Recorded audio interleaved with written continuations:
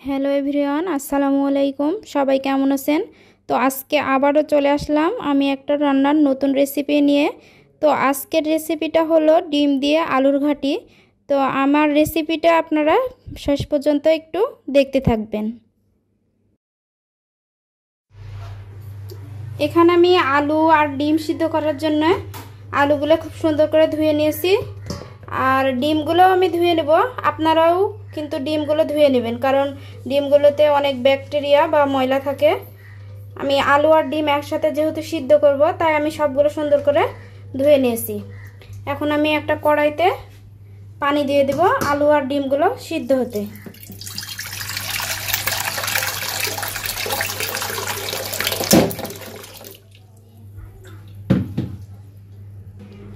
পানি দেওয়া শেষ, এখন আমি আলু আর ডিমগুলো দিয়ে দিব। প্রথমে আলুগুলো দিয়ে দিলাম,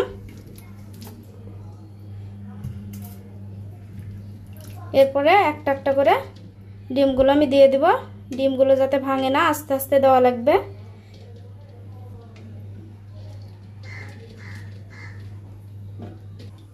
এবার আমি ঢাকনা দিয়ে ঢেকে দিয়ে গ্যাসটা অন করে দেব। এখন আমি ঢাকনা দিয়ে ঢেকে দেব, দিয়ে গ্যাসটা অন করে দেব। আলু আর ডিমটা সিদ্ধ হয়ে গেছে। তো এখন আমি আলু আর ডিমগুলো তুলে নিয়ে ছিলাইয়ে নেব। ডিম আর আলুগুলো আমি এখন তুলে নেব।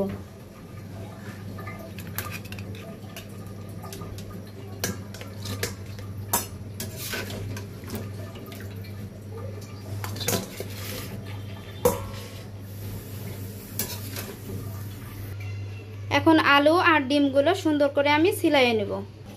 ডিমগুলো ছিলানো হয়ে গেছে। এখন আমি ডিমগুলোকে ছুরির সাহায্যে এরকম করে একটু কেটে দেব।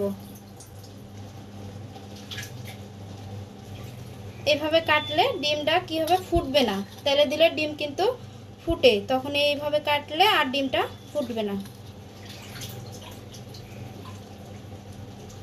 ডিমগুলো এখন আমি ভেজে নেব। দিয়ে দিলাম তেল।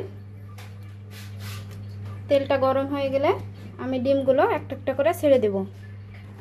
তেলটা গরম হয়ে গেছে, এখন আমি ডিমগুলো একটা একটা করে দিয়ে দেব।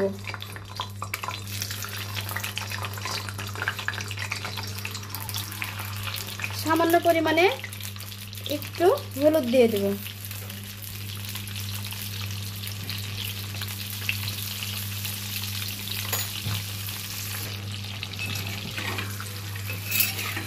ডিমগুলো হলুদ দেওয়ার পরে এইভাবে একটু নাড়াচাড়া করতে হবে।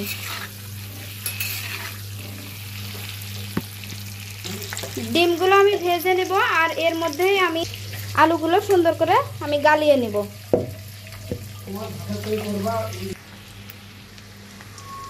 ডিমগুলো ভাজা শেষ, এখন আমি একটা একটা করে তুলে নেব।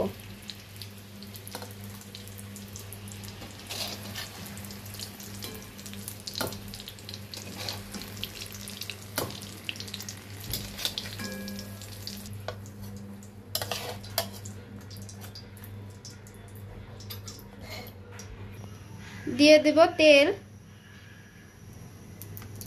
দিয়ে দিলাম পরিমাণ মতো পেঁয়াজ, দিয়ে দিলাম লবণ, পরিমাণ মতো হলুদের গুঁড়া,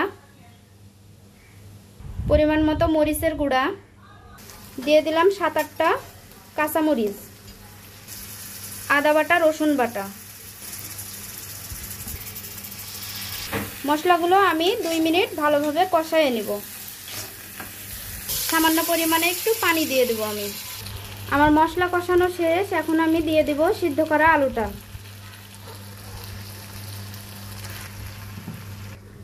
সুন্দরভাবে মশলাটা আর আলুটা মিশিয়ে তারপরে আমি একটু পানি দিয়ে একটু একটু করে কষায়ে নেব। এখন আমি অল্প একটু পানি দিয়ে দেব।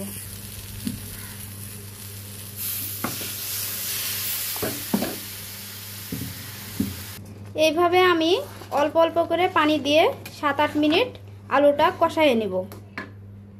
ওইদিকে আমি আলুটা 2বার কষায় নিয়েছি, তো এবারই আমি শেষ কষাবো আলুটা। তো এবার আমি ঢাকনা দিয়ে ঢেকে দেব, দিয়ে আমি 7 মিনিট পরে আবার ফিরে আসব।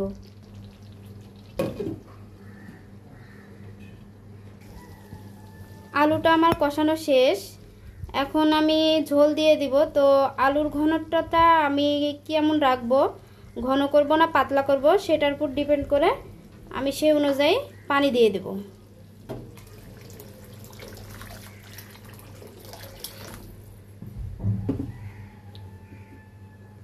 এখন আমি ঢাকনা দিয়ে ঢেকে 2 মিনিট রান্না করে নিব। ঠিক 2 মিনিট পরে আমি আমার ভেজে রাখা ডিমগুলো আলুতে দিয়ে দেব।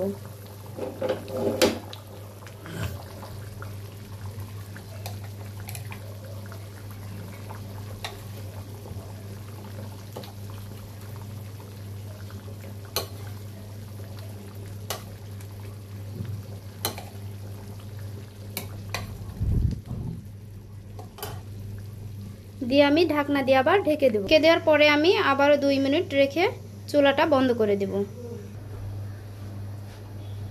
আমার রান্নাটা হয়ে গেছে। তো আমি রান্নাটা আরেকটু স্বাদ হওয়ার জন্য আমি এখানে অ্যাড করে দেব ধনিয়া জিরার গুঁড়া। রান্নাটা হওয়ার পরে আপনারা এইভাবে একটু ধনিয়া জিরার গুঁড়া ছিটিয়ে দিবেন, স্বাদটা একটু বেড়ে যাবে, খেতে অনেক সুস্বাদু লাগবে। তো এখন আমি তরকারিটা একটা বাটিতে তুলে নেব। এই তো বন্ধুরা, আমার রান্নাটা শেষ। এখন আমি বাটিতে রান্নাটা তুলে নেব।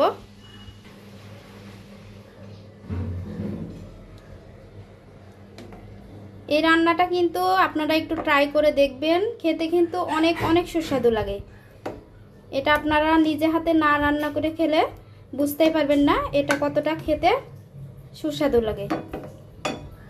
তো বন্ধুরা, এই তো হলো আমার ডিম আর আলুর ঘাটির ফাইনাল লুকটা।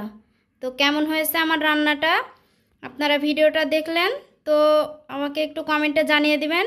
আর ভিডিওটা ভালো লাগলে লাইক করে আমার পাশে থাকবেন আর চ্যানেলটা সাবস্ক্রাইব করে দিবেন। তো আজকের ভিডিওটা আমার এই পর্যন্তই। সবাইকে অনেক অনেক ধন্যবাদ।